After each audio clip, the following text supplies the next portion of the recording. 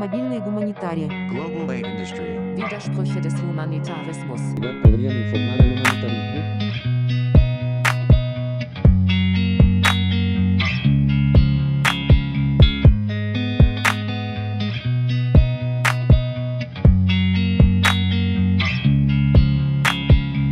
Notion de distance, de proximité et de l'autre.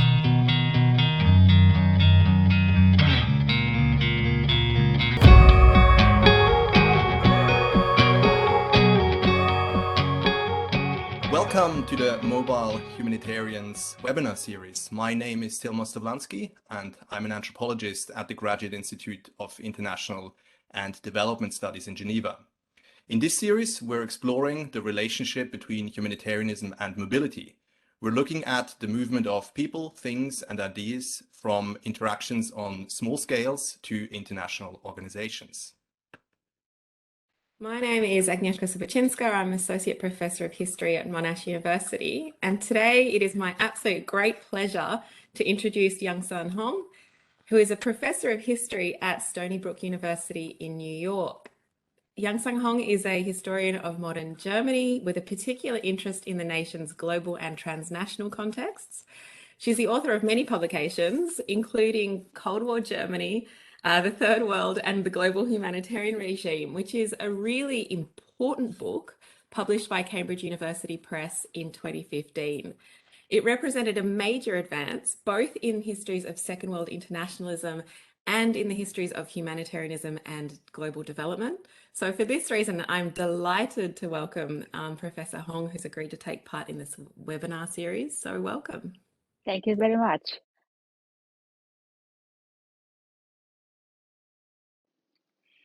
The Korean War was the first hard war of the Cold War era and the most deadly one, even though it was in theory a police action carried out by the United Nations. More important in the present context is that the Korean Peninsula remained the site of intense Cold War competition even after the ceasefire was signed in 1953. The weapons employed in this conflict were not only guns but also humanitarian aid programs. The war was also a proving ground for a system of post-war global governance, which was nominally led by the UN, but which in reality was shaped by the United States, whose influence within the UN was magnified by the Soviet boycott. First, let me discuss briefly the nature of the humanitarian aid policy during the Korean War. The UN resolutions gave the United Command, that is in practice the US military, total control over relief programs carried out by both military and civilian authorities.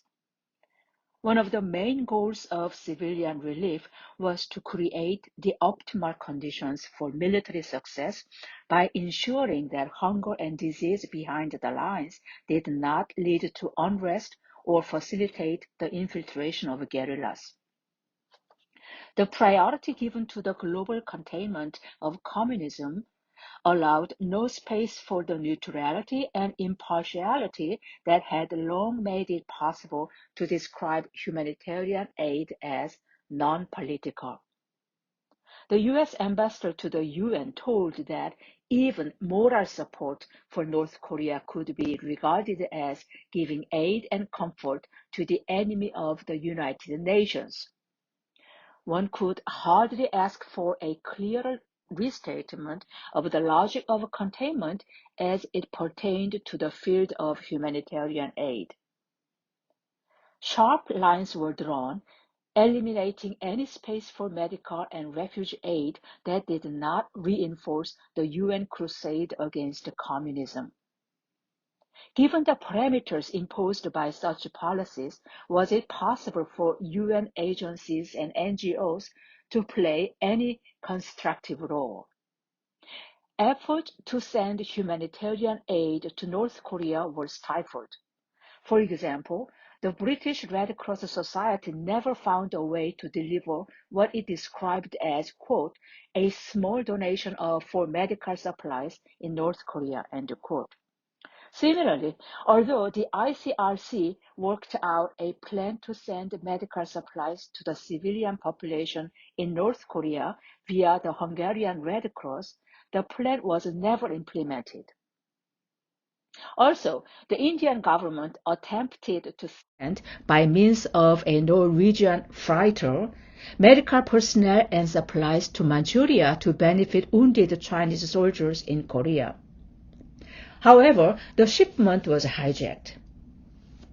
Not surprisingly, communist countries and international NGOs charged that the subordination of relief policies to US-led containment strategy violated the spirit of the UN Charter. For example, Poland criticized the WHO for violating the principle of neutrality and announced the country's withdrawal from the organization. The Korean War is a standard set piece in any account of the Cold War. However, less well known are the stories of brotherly or fraternal help from the Sino-Soviet bloc countries to the North Koreans. Shortly after the outbreak of the war, the Hungarians raised funds to send a medical team and supplies to North Korea. In East Germany, there were many demonstrations of solidarity with North Korea. Workers' collectives in the pharmaceutical industry volunteered for overtime work to produce medicine for the North Koreans. In May 1951, the International Democratic Federation sent an International Commission of Women to investigate the atrocities committed by US and South Korean forces against civilians in North Korea. During the war, the socialist countries also admitted a large number of North Korean children, students, and workers for education and vocational training.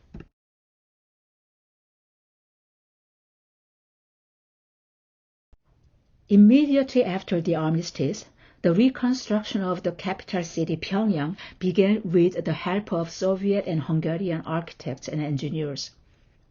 China sent hundreds of technicians, and 10,000 Chinese People's Volunteers worked in the rice fields, repaired bridges and railways, and built dikes and factories.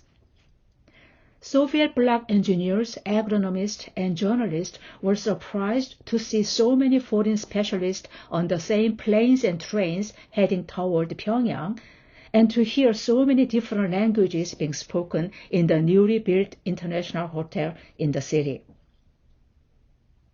Even where such mutual affection might not have been completely spontaneous, the illusion was maintained by a constant stream of films, broadcasts, publications, and public rituals. In East Germany, well-known writer Max Zimmerling proclaimed that North Korea was the symbol of fraternal love that united the peoples of the socialist camp. In his words, quote, "Korea is an example of proletarian internationalism. The freedom of Korea is the freedom of the entire working people. Hence, the development of Korea constitutes the common cause of the people who want to live on their own and who hate war." End quote. My talk today will focus on the East German aid to the reconstruction of North Korea. The first part will discuss the forging of the personal connections between East German and North Korean workers. Some of the German and Korean technicians continued to interact on a personal level in ways that were not defined by the policies of their respective governments. Because of its sheer size and its 7-year presence in North Korea, the East German aid mission offers an unusual opportunity to examine both shared and competing understanding of fraternal help and patterns of conflict and cooperation between the German and Korean teams. Although it would be wrong to dismiss the rhetoric of international socialist solidarity simply as a fig leaf for Soviet attempts to extend their domination into Asia, in the second half of the paper, I will examine in what ways fraternal help also represented a strategy for integrating third world countries into a socialist world system. Beneath the surface of genuine goodwill and official ideology, there were real differences, and these differences became increasingly clear over the years as the focus of fraternal aid to the North Koreans shifted from the overcoming of wartime destruction to the formulation of longer-term programs for the construction of socialism. Khrushchev envisioned a division of labor within the socialist bloc in which the socialist and pro-socialist third world countries were to serve as producers of primary products and as markets for Soviet and East European manufacturers. In North Korea, however, such plans evoked memories of colonial rule by the Japanese. Ultimately, through a more finely grained, more discriminating analysis of the Cold War world, I hope to show that this world was a multipolar transnational field and not a space that was defined and exhausted by the conflict between the superpowers, their allies, and their clients. In the 1950s, Kim Il-sung was first and foremost an anti-colonial nationalist whose highest priorities were national unification and economic autarky. Like many first-generation leaders of post-colonial states, Kim pursued an authoritarian approach to national development that borrowed selectively from both the Soviet and Chinese models. Kim insisted that the construction of socialism in North Korea could not be separated from the reunification of entire peninsula, and that the country had to follow single-handedly a special economic path in order to liquidate the legacy of colonial rule and secure the economic independence of the nation. When Kim traveled to Eastern Europe in 1956, however, it became clear that his understanding of socialist internationalism was quite different from that of the Soviets and the other socialist countries of Eastern Europe.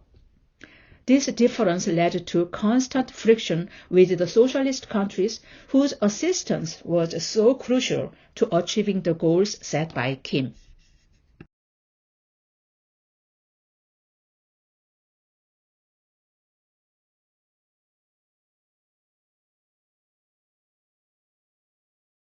Hamhung, located on the northeast coast of the peninsula, was North Korea's second-largest city after the capital of Pyongyang, and the Hamhung region was the center of the country's chemical and hydroelectric power industries.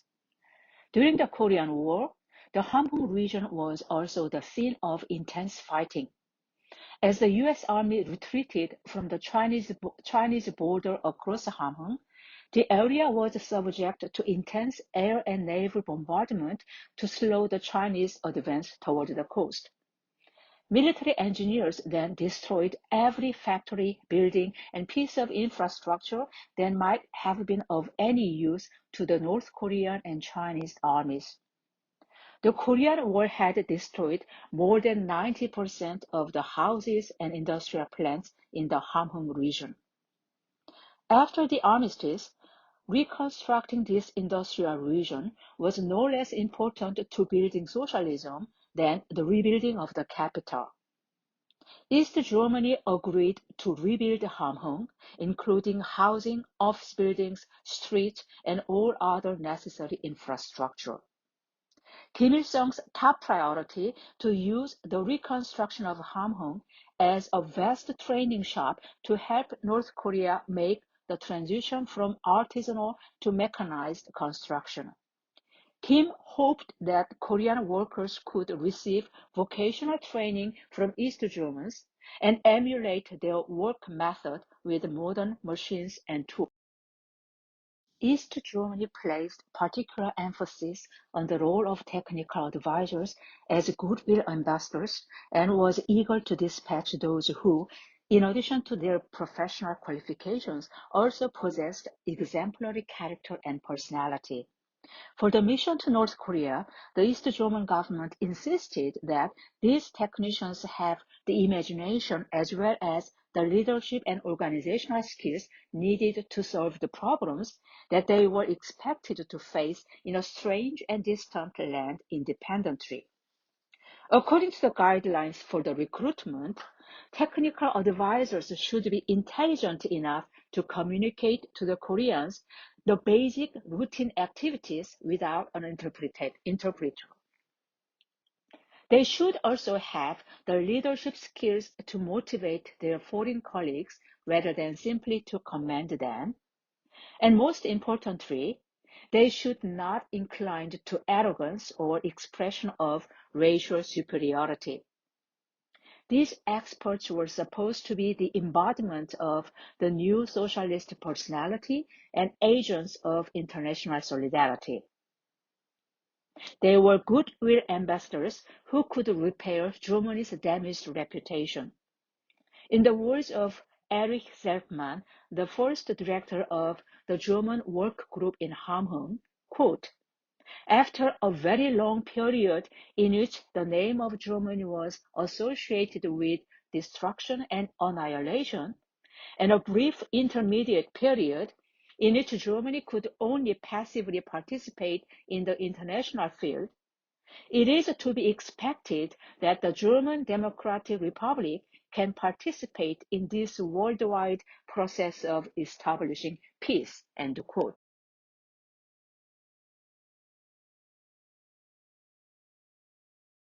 In 1955, a team of 135 East German engineers, architects, urban planners, mechanists, and artisans arrived in Hamhung, and by the time the project ended in 1962, more than 450 East Germans had worked on the rebuilding of the city. Collectively, they were called the German Work Group Korea. The actual construction labor was carried out by North Korea's Construction Trust Number 18. German master artisans, machinists, and other skilled workers gave these Koreans on-the-job training in precision work, and by the end of 1956, about 200 Koreans had qualified as skilled workers.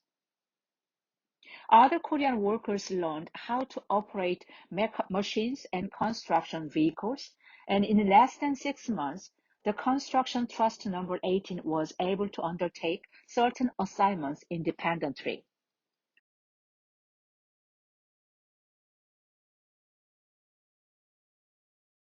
Wives and children of the German work group came to Hamhung. The wives' job entailed such tasks as secretarial and bookkeeping work, teaching at the school for the German children, supervising the Korean service personnel, and organizing social and cultural events. On the whole, the Germans seem to have enjoyed living in North Korea. They traveled freely and extensively in the country, something that would be unimaginable in present-day North Korea. There were beach resorts near Hamhung, as well as mountains with ancient temples.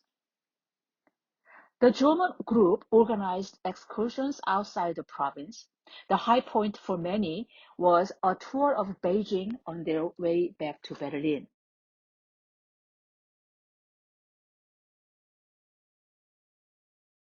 The group also organized many social and cultural gatherings with Soviet, Czech, and Polish aid workers.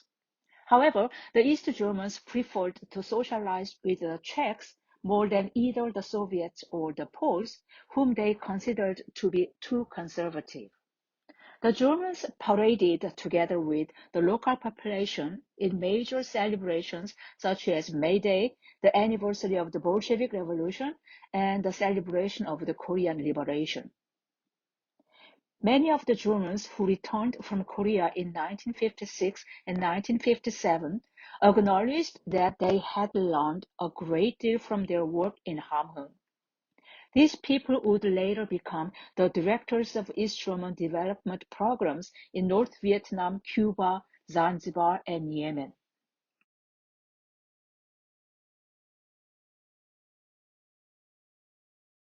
In Germans in Hamhung did not live in a ghetto, but rather interacted with the Koreans on a regular basis and at several different levels. At the leadership level, the Germans and Koreans, including architects and urban planners, consulted and negotiated with each other through the entire construction process. Below them were the skilled craftsmen, machine operators, masons, and carpenters who were responsible for training Koreans in their respective specialties. It was this middle level of context that the Korean and German governments packaged as the embodiment of fraternal help and disseminated to their citizens for political education. But there were also other, less formal levels of context that were less amenable to state regimentation. In comparison to the two states' focus on work, technology, and socialist modernity in their official representation of the program, the ordinary Germans in Hamhung tended to highlight their personal contacts with Koreans. In one respect, such contacts were indispensable because the Germans had to rely on Korean cooks, translators, and other assistants to meet their daily needs. To improve living conditions for the Germans, the Korean authorities provided cleaners, cooks, maids, barbers, and seamstresses.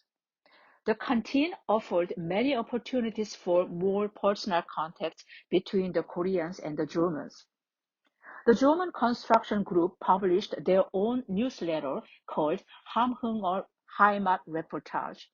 It was distributed to the former members of the group to keep them abreast of the development of, quote, our child Hamhung, end quote. There are many references to familiar Korean faces in the canteen, as well as to the Korean food, alcohol, and cigarettes that the Germans enjoyed in Hamhung. One example read, quote, the cook Müller is still at his job along with the sweet comrade Bach. In this case, they used the term 동무, which means the Korean word for comrades. Kim Dong-mu, the sweet Korean woman who always took care of our needs in a friendly manner. When we are thirsty and pour ourselves a Chinese beer, then everything tastes better. We decide to eat Korean food. East Germans developed a sense of transnational identity based on their living and working experiences in Hamhung. They created their own collective identity as the Dogils. Dogil is the Korean word for Germany, and as a Hamhunger. Neither the North Koreans nor the members of the German group emphasized that they were East Germans. For many Germans, it was often informal contact and daily experience that helped them appreciate the local culture and customs that they remembered with fondness for years to come.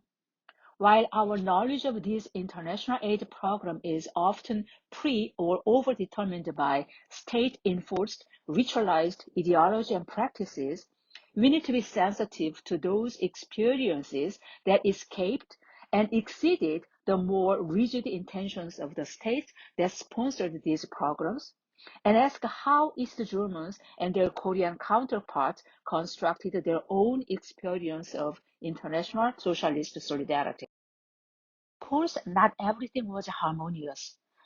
Although the DAG emphasized the importance of German-Korean cooperation in every aspect of the work, neither the collaboration nor the training went as smoothly as hoped. There was a pervasive problem with excessive drinking, which led to verbal fistfights, absenteeism, the instances of sexual abuses of the Korean women, some of which resulted in pregnancy by German specialists and skilled workers. Koreans complained that Germans made the former Japanese rulers pale in comparison. Some Koreans drew the connections between the autocratic manners of the Germans and the quote, Hitler's fascism, end quote. A number of peoples were sent home for moral misconduct with Korean women. Sometimes these liaisons had to be resolved politically. In one instance, a German man wanted to marry his Korean lover, But when his request was turned down by the German authorities, he tried in vain to become a North Korean citizen. Zeltman explained to the Germans that their task was to teach their host, quote, the newest technical and economic knowledge in the construction field, end quote, and he warned them not to attempt to change the existing local conditions, quote, through any measures of help that do not concern us, end quote.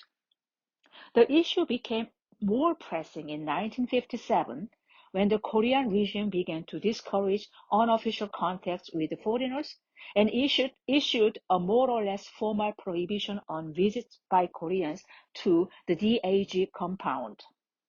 The Germans had long been uncertain just how friendly they could be with their Korean counterparts without arousing the suspicion or ire of the Korean authorities.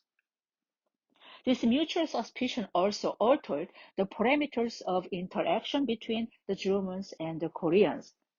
The Koreans became more cautious and reserved in their personal interaction with the Germans than they had been in the previous years. The DAG began to require that all invitations of Koreans to private gatherings be approved in advance by the director. Both Korean and German officials also sought to discourage the Germans from giving small gifts such as food, clothing, and other items to the Korean colleagues.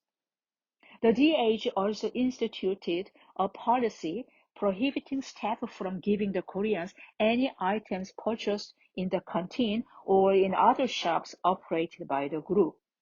The conditions of earlier intimacy that had allowed for the construction of transnational identifications were being eroded slowly by official decree.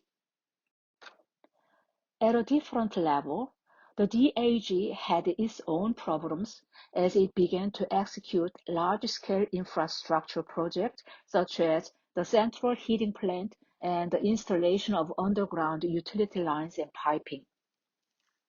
These complex projects were beginning to challenge the expertise of the German engineers who had come in the first wave of specialists. As one German working in Hamhung noted, the German specialists could no longer get by giving simple instructions like, quote, the machines must be placed over there and the stones must be placed here, end quote. Since the more skilled Koreans were increasingly able and willing to criticize the work of East Germans, the DH noted, Berlin should send over really qualified regional planners and civil engineers if they were to be able to continue to fulfill their mission of transferring technical knowledge.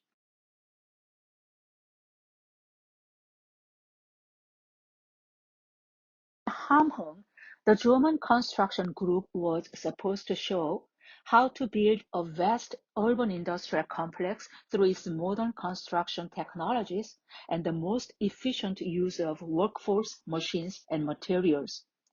The East German team desired to demonstrate the virtues and possibilities of the German socialist modernism and construct buildings whose quality would have exceeded that of the Soviet and Hungarian constructed buildings in the capital, Pyongyang.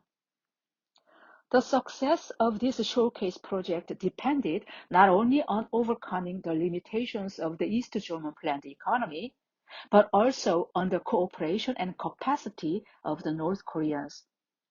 In practice, however, the two countries had the different aims and priorities.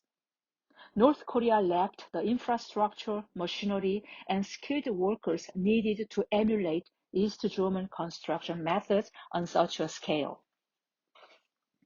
And the increased reliance on the ideological mobilization of unskilled labor could not make up for those shortcomings.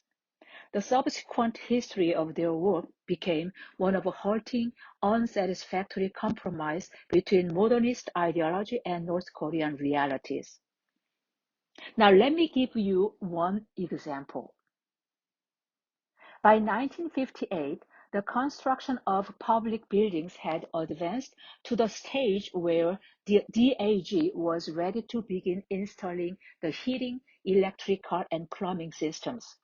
For example, the DAG insisted on installing automatic light switches in corridors and stairwells and putting electrical outlets in every room in the residential buildings. The Germans felt these proposals were indispensable to preserve the distinctly East German character of the buildings. But the Korean authorities protested that such items cost too much. The original idea of installing toilets in each flat was scrapped in favor of communal toilets. In the end, these altercations resulted in a reduction of 50% of the amount of cement and steel, 70% of the piping, and 40% of the labor that would have been required by the original plan. These savings made it possible to double the number of housing units to be built. Despite pressures to reduce costs, however, the DAG insisted on maintaining the quality of the buildings and their interior fixtures. While the Koreans could not ignore state construction guidelines, the East Germans could not consent to a plan that deviated in such essential respects from their own mandate to build a modern socialist city in Korea. In every socialist country, plans for rapid socialist transformation led to conflicts within the ruling party and purges of those left holding the short end of the political stick. The first Korean five-year plan, which was to run from 1957 to 61, involved the all-out mobilization of the population for the construction of the heavy industrial foundations of economic independence. The Korean plan bore many similarities to the contemporary Chinese Great Leap Forward, and it reflected a growing distance from the Soviet model of socialist transformation. In North Korea, construction policy quickly became one of the main ideological battlefields both within the regime and between the North Koreans and the East Germans. The North Koreans gave up any pretext of achieving European construction standards and focused increasingly on refurbishing existing plants and repairing older machines and equipment. Mutual disaffection had grown up between the two countries. The persistence of so many problems made it clear that it was not a problem of bureaucracy or of individuals, but of fundamentally conflicting priorities as the two countries pursued their own path to communism. In 1960, the East German government decided to reduce its aid to North Korea sharply.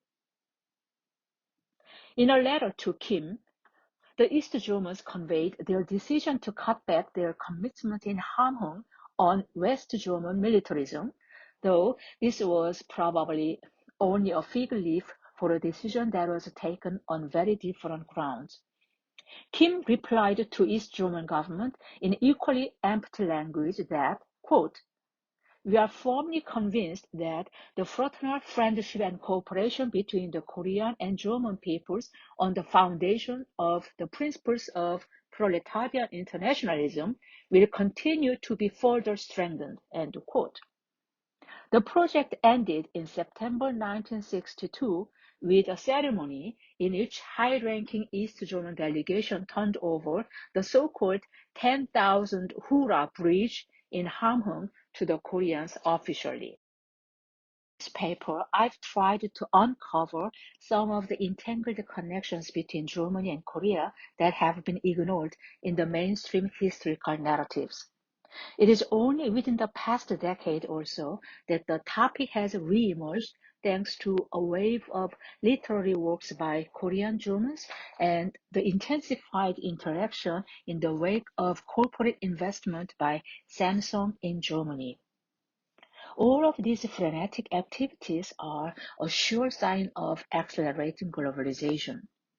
To a large degree, however, these transnational links have been kept alive over the past half-century in the private memory of the individuals who were directly involved in these projects.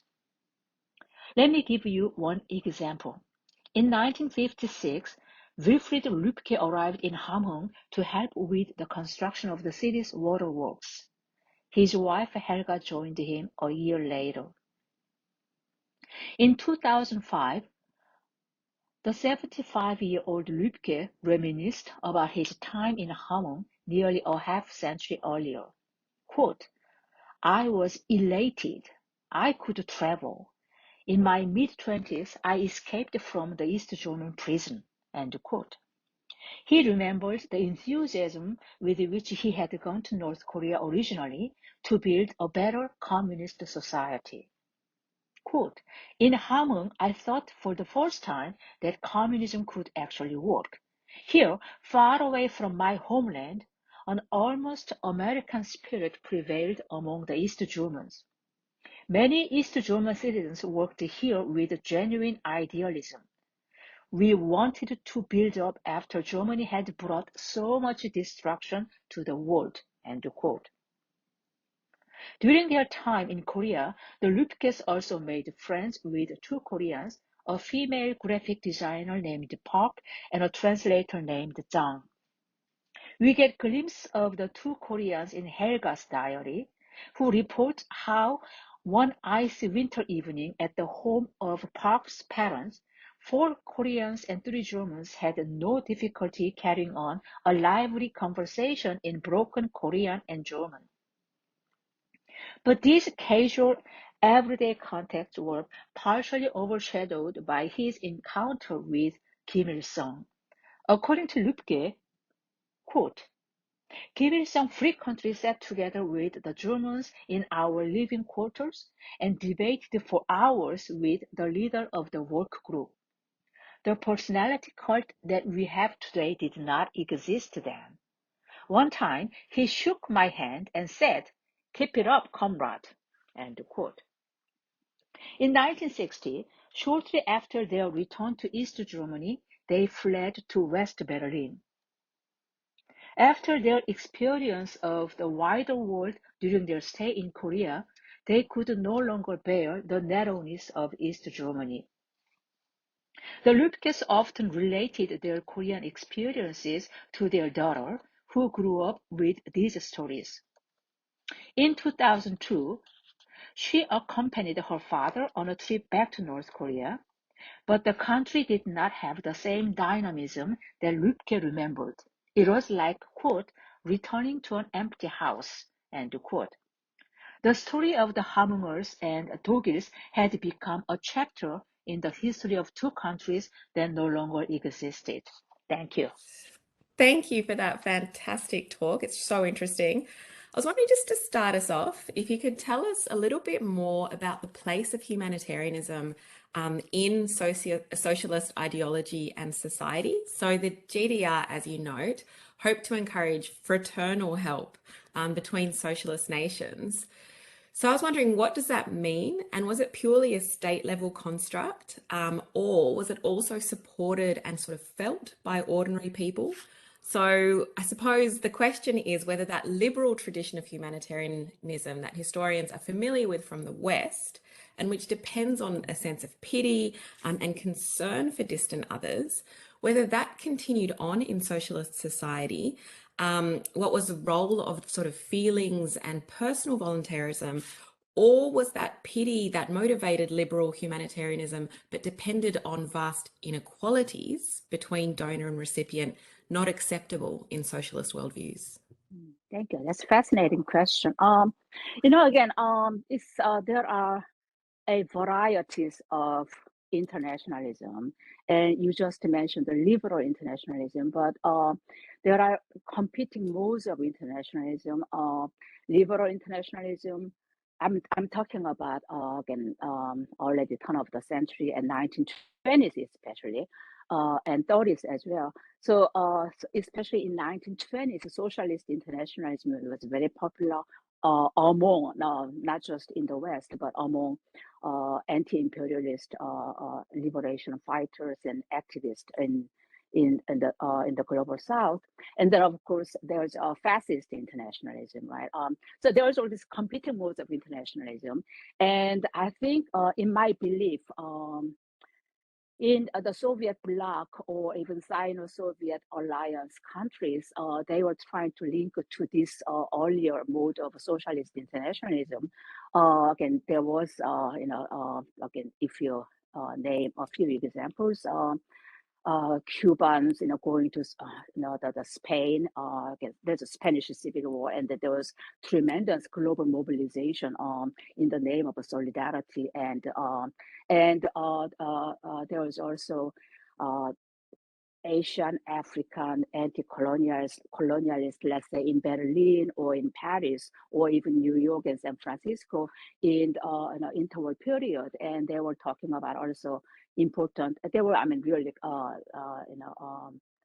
many of them were believer of socialist internationalism and against bourgeois liberal internationalism. So there was very, very exciting strings of socialist internationalism in a broader sense. But then, of course, as we know, that was completely broken and destroyed by mid 1930s. The Comintern, for example, talked about different kind of internationalism, Stalinist internationalism. So there was this brief gap, let's say, from mid 1930s or late 1930s through 1945 or late 1940s. So I do believe, this, even if a state sponsored the doctrine of fraternal internationalism or brotherly internationalism, which is basically socialist internationalism, even if they tried to promote that top-down idea of internationalism, I think, given this important gap over 10 years and this long, strong history in the past, I'm sure they could not impose one particular definition of socialist internationalism, especially in this earlier part of the Cold War. So as I mentioned in my paper, certain individual East German in Hamhung, for example, it seems he was real belief in this very idealist moment of internationalism and genuine belief in that they could change something.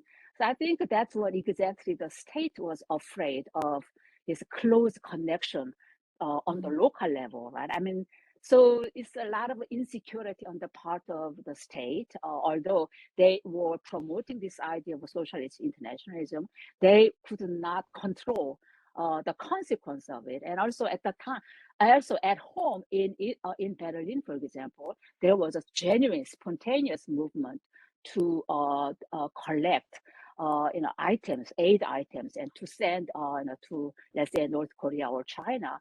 But the communist functionalists, they were afraid of this genuine, spontaneous, fraternal help, right? So this is very confused kind of time, again, where this there was sudden need to send the state-sponsored aid group to this center of the Cold War. So this, undecided, that ambiguous, moment, I think that was interesting to understand. It's really Wonderful. interesting. Thank you. Yeah.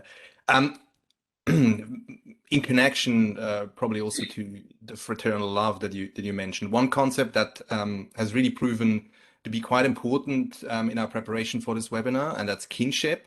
And we have noticed that really often ideas of being like a family are employed in the language of humanitarianism. And I think in the case of your research, this has really something to do with the socialist imagination of fraternal love between people from socialist countries.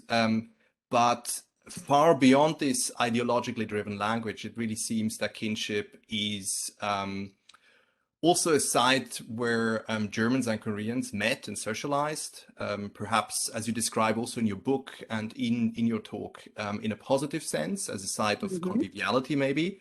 And then I again, with a much darker twist when for instance, German men harassed Korean women and had to be removed, etc.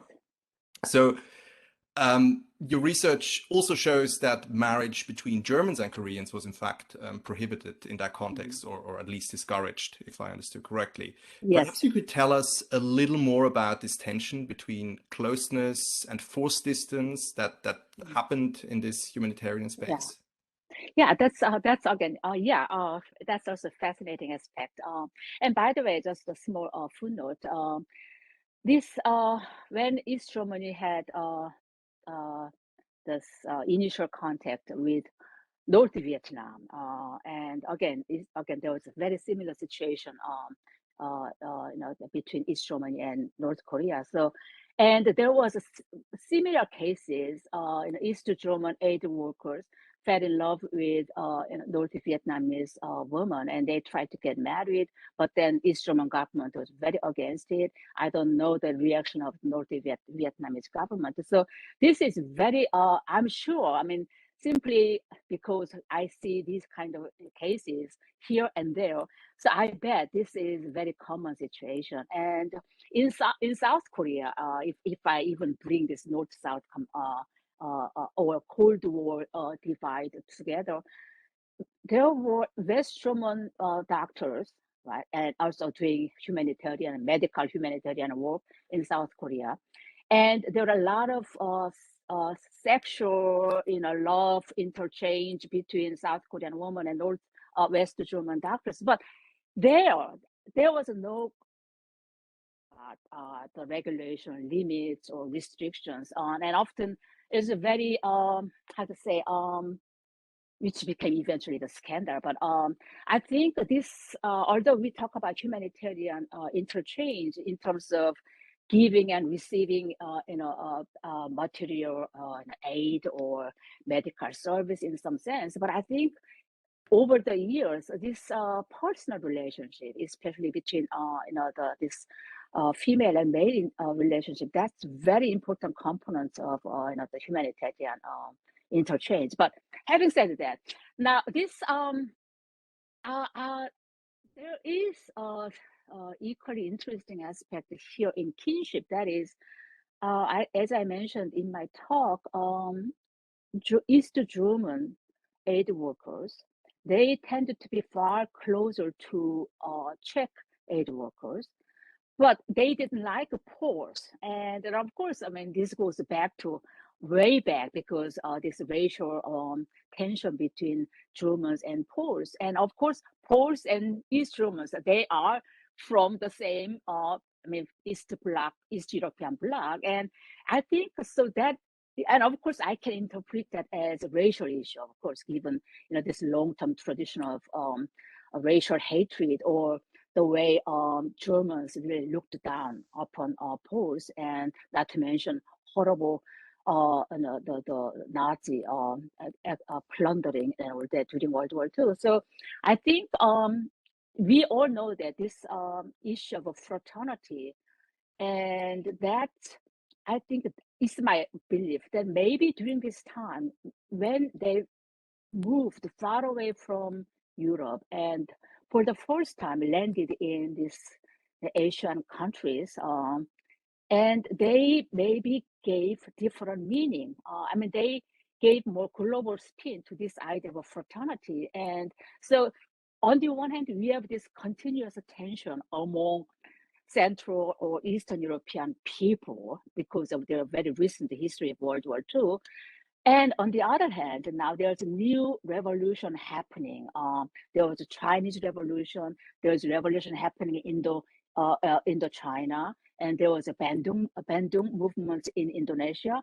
So I think for certain idealists, and of course among East German aid workers, there are lots of interesting, architect, landscaper who did some service on anti-fascist kind of work right after 1945. So for these idealists, I think it's possible, I think, that this space of fraternity and space of this fraternal love is maybe they're located in Asia. I mean, that's my hypothesis. I mean, how do you reconcile this contradiction? On the one hand, this tension among European socialist, countries and their peoples, and on the other hand, it's a different relationship vis-a-vis this new revolutionary Asia, right? Having said that, and I mean, the East Germans, I mean, we are talking about a lot of, hundreds of people, and ranging from university educated engineers and specialists down to skilled craftsmen, right? So, and of course, I cannot tell the exactly who was accused of this kind of aggressive sexual relations. So I cannot tell that, but considering this wide range of education and occupational background, and of course their different wartime experience, I'm sure it's not surprising that there was a lot of different kinds of relationship between East Germans and North Koreans. But again, for me, it's easier to speculate about East Germans and their experience because of the material I found in the archive. But it's far more difficult to try to fathom North Korea's experience. So I am reading North Korea's voice and experience mostly through East Germans archives material, right? And what they reported back, or what they were writing. So it's the indirect kind of encounter. But yeah, so I mean, in what way? Yeah, I mean, I'm kind of pausing here because it reminds me of my own thinking back then when I was doing my research, and I wanted to get to know more. I mean, I wanted to feel more closely, this North Korea's experience, and especially there are a lot of female unskilled workers toiling there, and not to mention their labor. Most of domestic labor that Korean women provided to East Germans, right? I mean, seamstress, cook, and you just name it. It was primarily female labor, right?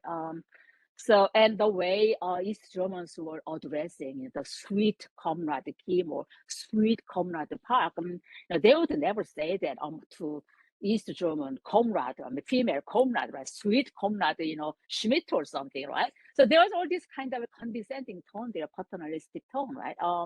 But even then, I mean, even without North Korean source, I was grateful that they were talking about all this. I mean, they were talking a lot about it, and because there was so much tension within this East German aid workers, and also this is a communist country, so they were having regular group meeting talking about their own, their own experience and criticizing each other. So, and then it was all being written down. So it's you would not have that kind of material for West Germany, right? Only in East German state socialist context, you have that kind of report, daily meeting, or there was also representative of the union, trade union, East German trade union there, representative of political officer, the political communist party officer, and then there is this managerial, just professional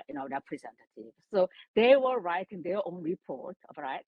So it's very rich in a way, and I have to say, if we go further to the later period, or let's say, mid 60s or late 60s, you don't have such detailed, rich reports anymore, because by then it became kind of routine, even for these socialist countries. So I think it was exactly at this all. I mean, it's really about timing.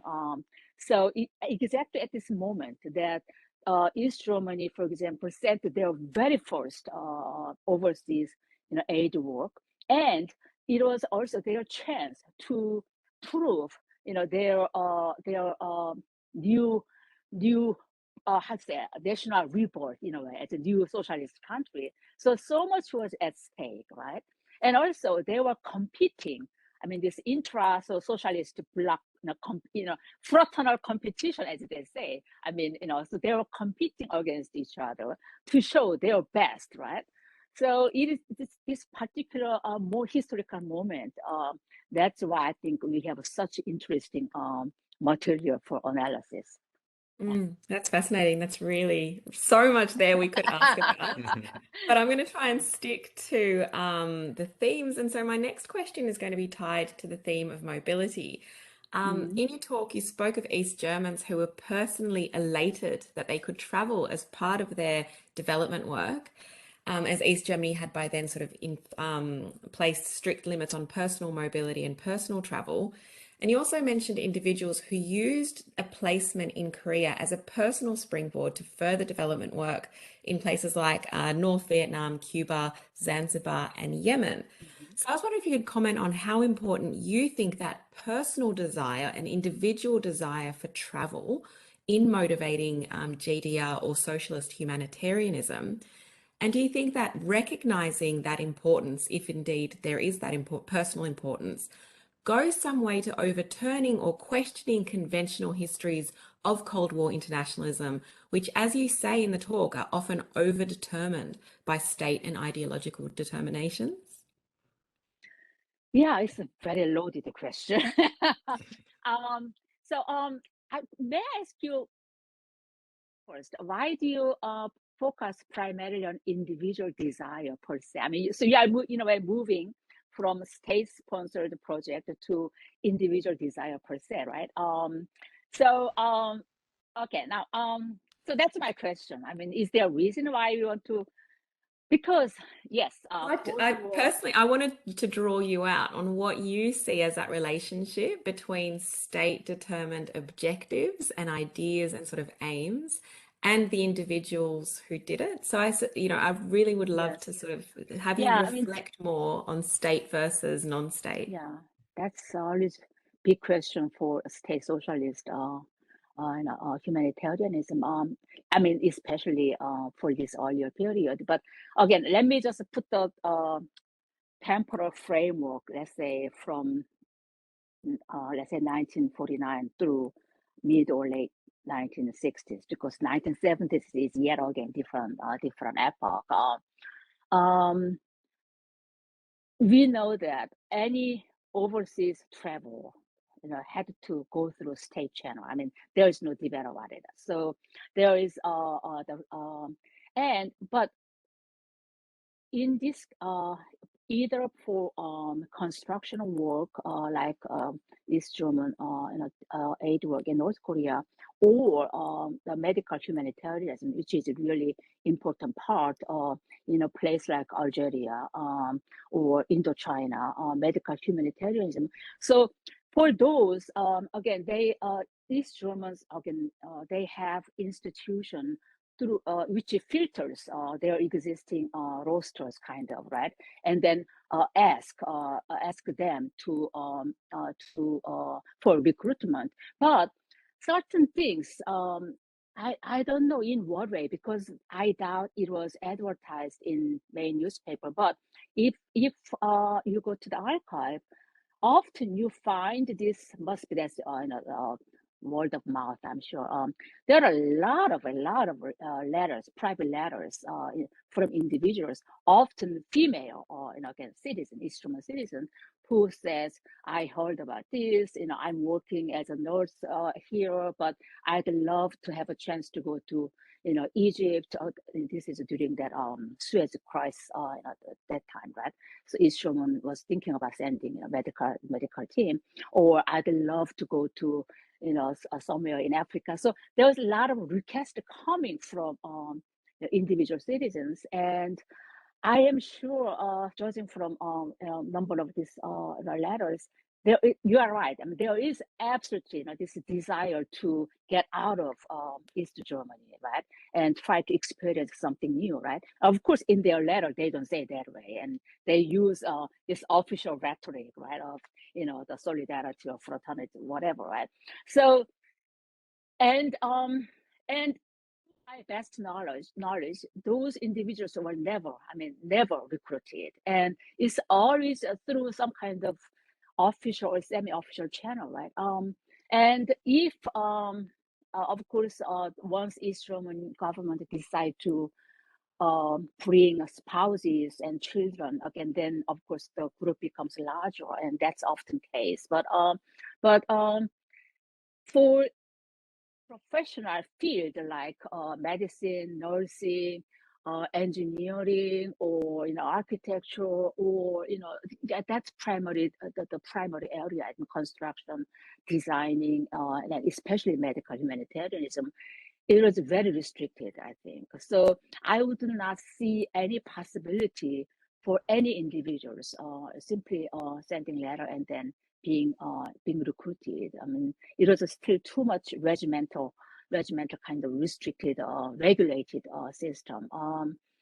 But then again, I mean, for West Germany, when I look back, there is a lot of requests also to join, for example, to Vietnam or but Red Cross, the German Red Cross, and both sides, they were very important, intermediary kind of institution, aid institution, and so this Red Cross, and they have their own criteria. So it's not just the state regulating, but also state. Usually the state simply defer it to this humanitarian organization like especially Red Cross, right? And it's at this level that the decision is made, right? So yeah, and of course it depends then how much, what kind of dense network this Red Cross in both West Germany and East Germany, for example, have with existing hospitals, or let's say the College of Engineering whatsoever. Because I mean, of course, over the time, I mean that dense network would have been established, but at the beginning, let's say in early or mid 1950s, when there were so many refugees still coming through and moving through East Germany and going to West Germany, and the population is still large in flux, and until the construction of the Berlin Wall in 1961, a lot of doctors were, for example, moving to West. So it was constantly changing field. So I think maybe that's why the state or Red Cross felt so much more need to, keep a tight lead on this kind of recruitment,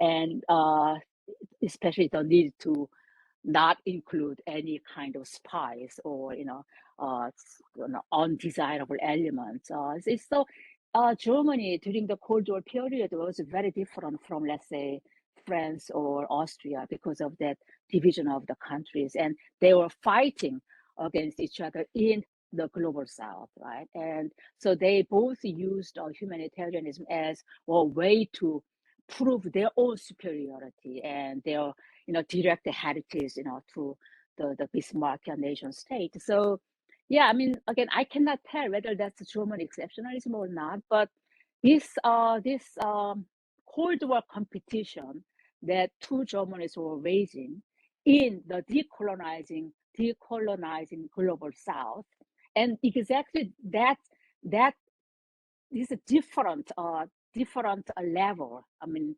Cold War and decolonization, that tension and that contradiction is really opened up in the global south, and that's when both Germanies were often blame their own failure to, let's say, the Asian or African laziness or their primitiveness. So because of this difference, I mean, bringing this Cold War perspective, and not to mention German, Eurocentric perspective, and with heightened sense of competition, the heightened sense of the need to prove themselves against the other German countries. So they arrived there with a certain kind of mandate in a way, right? And then they, of course, I mean, the failure, frustration were bound to happen, right? And the question is not simply what kind of difference were there, or what kind of contradiction were there, but how do you deal with that issue, right? And I think the way, I mean, if you, especially among West Germans, I mean, they tended to explain it away as an issue of lack of modernization or kind of an underdevelopment, or that's the Cold War rhetoric. And from East Germans or Soviet bloc countries, they usually tended to blame the Western capitalist, the military imperialist kind of, trick, or they're having more money, or they are having close relationship with USA. So I see different dynamics. So in the West Germans, they tend to fall back on this previous very racist kind of, Orientalism, whereas East Germans, for example, they tend to use this current geopolitical Cold War rhetoric to explain why they were not achieving their own goal, right? So I guess it means then, in the end, East Germans were far more under pressure to use the official rhetoric to explain the ongoing situation, whereas West Germans, I mean, they didn't have that kind of constraints, right? So this goes back to the question of how do you try to understand this interconnection between the Cold War and decolonization, right? And of course, the question that I have is, it really varies. It should vary from country to country. There is no such thing as the Cold War, issue that global North was facing in the global South. And what is the Cold War issue, right? And it really differs, right? So I guess I mean, I'm sorry to complicate this, but you talked about the state versus the individual level, right? And the global North and global South, Cold War and decolonization. But I mean, as you mentioned in your flyer, I mean, there is no doubt. I mean, I completely agree with you. I mean, so instead of, talking about binary, the juxtaposition again, which you consider as flattening humanitarianism, I think it's really important to understand the local setting, all right? And also, how do you place these multiple, these competing actors, right, in that one field, right? And how do you try to hear their voices, and what are they trying to say, and why are they using such language, and what was the challenge they faced, right? And bringing all this together, multiple actors in one important local setting, right? And then try to interconnect them together. And so that could be a way to go. But the question is, do we have time for that? I mean, how it's easy to talk about it, right? But I mean, how, especially for the earlier period, and maybe current period, you can always, do interview and get some sense. But as historians or anthropologists, maybe partly too. But how do you? I mean, when you are so dependent on written sources, right, and of course newspaper or that, how far can you go? And so that's but so on the one hand, we are so aware of the importance of that nitty gritty side, as I said. I mean, it's nitty gritty. There is no line. There is no block, right? There is no border, right? So it's one thing to be aware of it, right? But how do you move from there to your scholarly work and your writing and your paper on? So there is now a leap of imagination and speculation, and our academic boundary often prohibit speculation, right? You need a source, you need a material backup, right? And that's what we are talking about, the death of professional history and the rise of popular history, people's history, maybe. But anyway, I just start there. Thank you so much for this really fascinating answer. I mean, I have one follow-up question, sort of on one specific point within these really complex circulations that it just mapped, and that is sort of the role of Koreans as mobile actors. For instance, also going to Germany. It's something you also point to in your talk, and I would love to hear a little more about that sort of movement and about how Koreans were received in Germany and whether they stayed long term. Yeah, thank you. Yeah, that is a very sensitive area for East Germans, because racism officially racism doesn't exist in East Germany. So even if there's a lot of complaints, or I mean, it's always kind of whitewashed, right? So you need a special kind of more sensitivity to even think about it. And that's East German side. But of course, let's not forget, paranoia, coming from the North Korean government as well, right? Because they don't want their own citizens cross the border via the West Berlin and then go to the other side.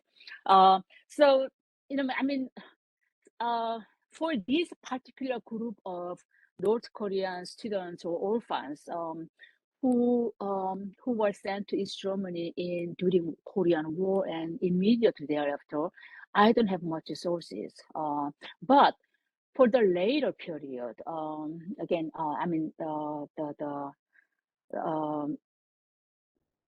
of course, if I move to later period, I have to bring the Africans and North Vietnamese. But there is a far more interesting source, because by then, so the time period which my paper dealt with, it was still the first. It was very first initiative to bring Asian, the students and Asian children. So we're talking about both North Vietnamese and North Korean. So these groups are now sent to East Germany. So it was very first initiative.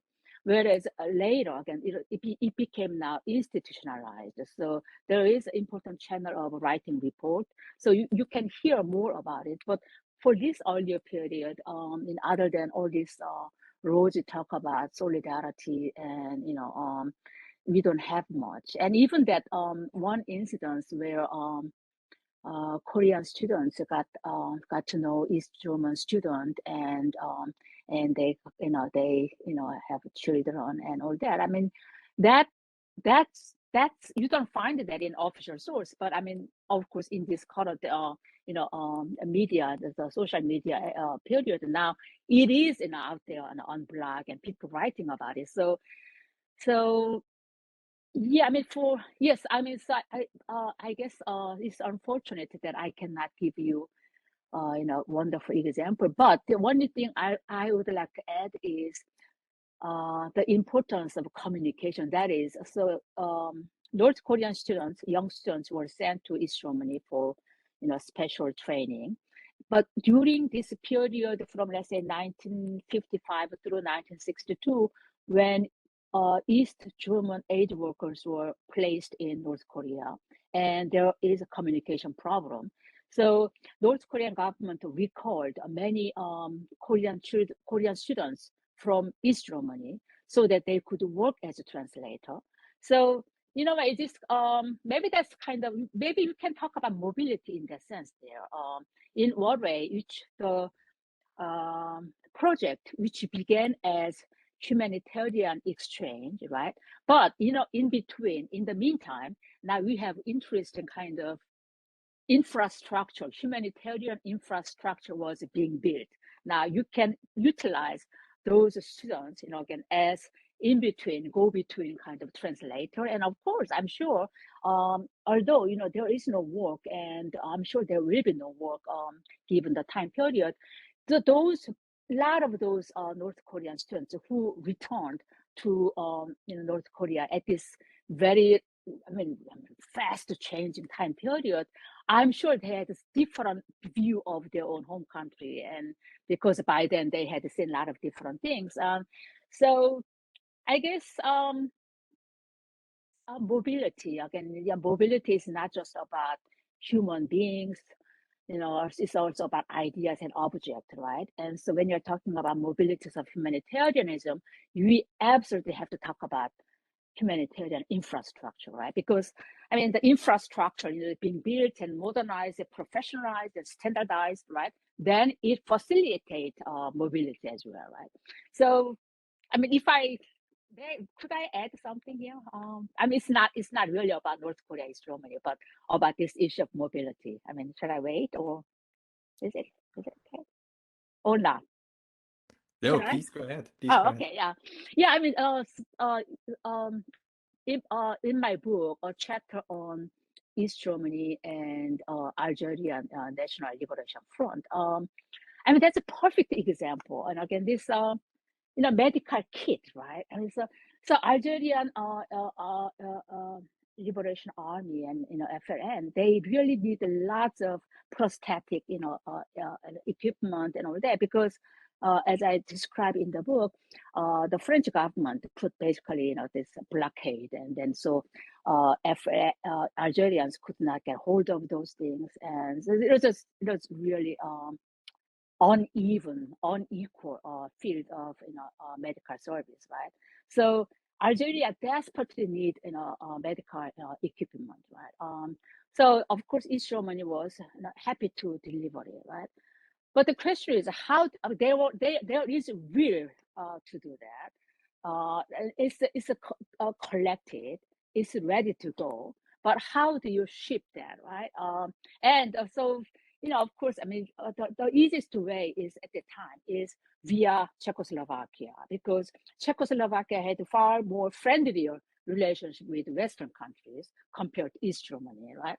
So via Czechoslovakia, and then all the way to Belgium, right? And then from Belgium to North Africa.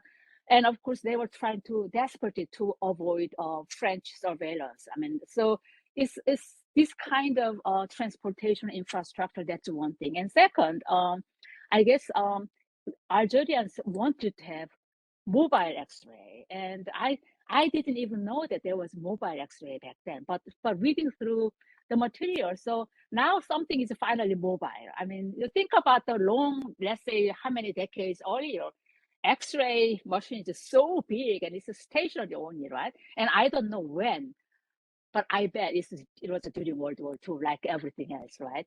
So it finally became mobile, and so Algerians needed mobile X-ray, and it was so Germany was able to ship it, right?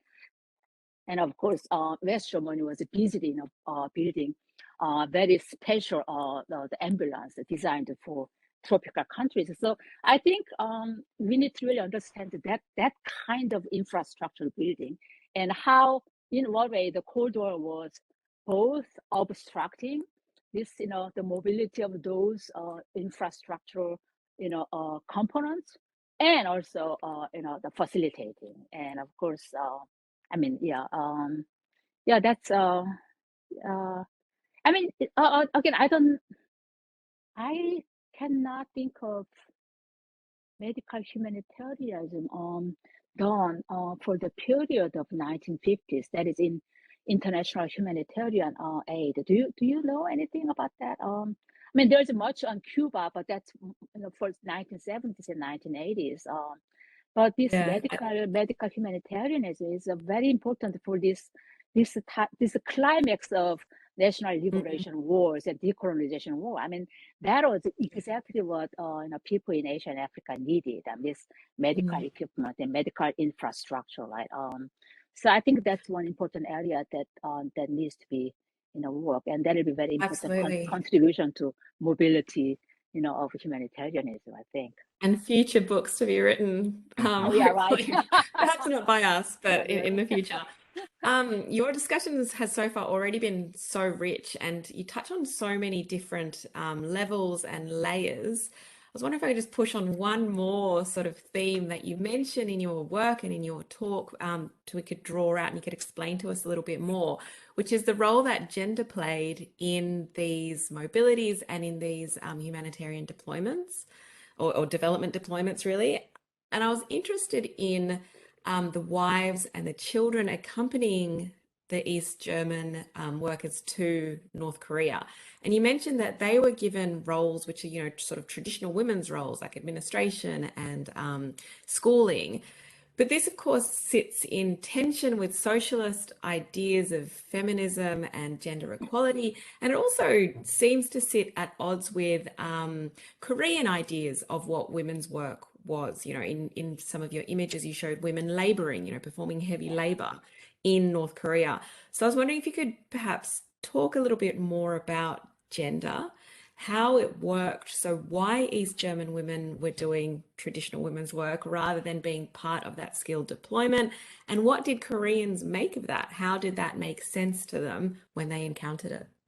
Yeah, fascinating question. Thank you. I guess the direct answer to that is, I mean, this was construction work, right? So, I mean, so it was there are a lot of artisans and masonry, and but except one, I mean, there was this architect, and his wife, again, his wife was also architect.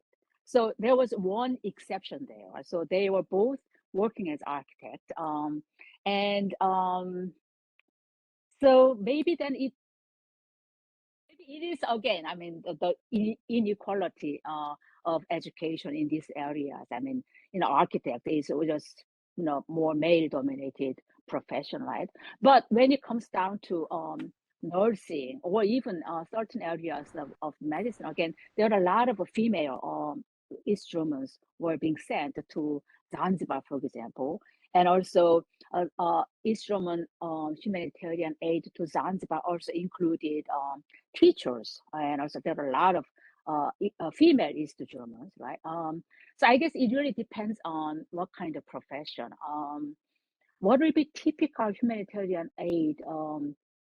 I mean, so providing some basic goods, distributing, right? And I'm curious. I'm asking you, all of you. I mean, what again, it depends on how we define humanitarian work, all right? So if we, again, I'm really absolutely against dividing development and humanitarianism, because it was simply political, rhetoric, and all this different segregation, again, when you talk about space of humanitarianism, humanitarian work, and this is also, we also need to include this differentiation. I mean, that space should be really broken up. I mean, why do we divide emergency relief, refugee relief, humanitarian work, development aid work? And because when you move to the local setting, let's say, in Nigeria or in Zanzibar, they have to work together. There is no other way. I mean, they have to consult with each other, and especially those are from global north. I mean, they don't have enough people, so they constantly talk together. And so it's only in academic setting that you come all these different names and articles and publication about it. But in practice, there is no such border. So I think when you talk about mobility, mobile humanitarianism, it should include this kind of differentiated kind of theories.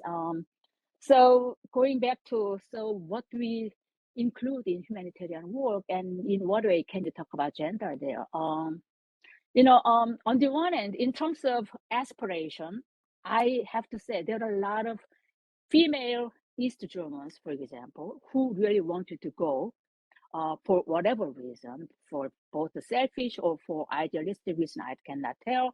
They want to volunteer and then join, East German aid, group, no doubt about it.